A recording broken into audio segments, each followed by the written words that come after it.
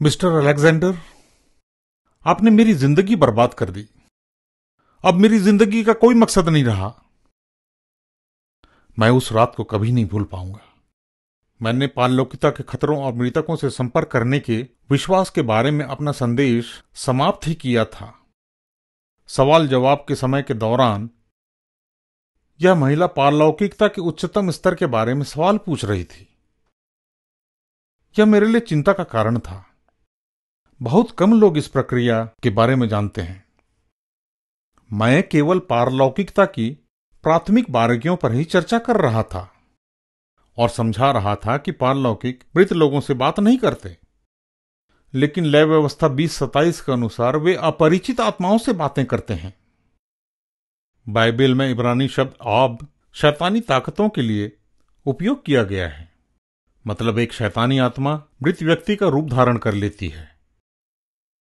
सब के सब रात को मकान से बाहर चले गए थे और पुरोहित और मैं चर्च के बाहर टहल रहे थे और वो मेरा इंतजार कर रही थी।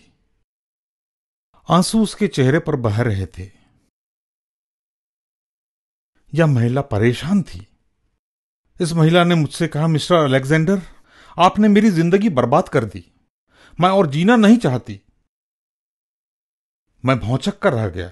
मेरा मतलब है कि मैंने जानबूझकर कभी किसी को दुख नहीं पहुंचाया होगा।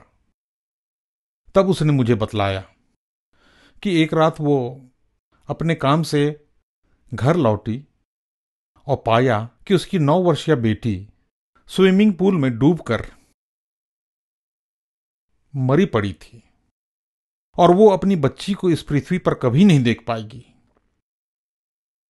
और आप कहते हैं कि मैं अपनी बेटी से नहीं, किसी दुष्ट आत्मा से बातें करती हूं। मैंने उससे कहा, ये मैं नहीं कह रहा हूं मैडम, ईश्वर आपसे बोल रहे हैं। सबसे पहले आप व्यवस्था विवरण 18:10 देखें। परमेश्वर ने हमें मृतकों से संपर्क करने को मना किया है और लय व्यवस्था 2027 के अनुसार वो दुष्ट आत्माएं हैं जो हमारे मृतकों के रूप में आकर हमें धोखा देती हैं। मैंने कहा, आपको क्या लगता है आपकी बेटी कहां है? आपकी बेटी प्रभु यीशु के साथ है। यीशु ने कहा कि बालकों को मेरे पास आने दो और उन्हें मना न करो, क्योंकि स्वर्ग का राज उन्हीं का है। यहां तक कि राजा दाऊद ने भी यही कहा कि मेरे बेटे की भी जवाबदारी मेरी नहीं है। जब उनके बेटे की मृत्यु हुई थी, उन्होंने कहा कि एक दिन मैं भी उसके साथ होऊंगा जब मैं स्वर्ग जाऊंगा। और बहन, अगर आप मसीही हैं तो एक दिन जरूर आप अपनी बच्ची के साथ होंगी। प्रकाशित वाक्य 21:4 के अनुसार परमेश्वर ने हमसे वादा किया है कि स्वर्ग में कोई आंसू नहीं होंगे।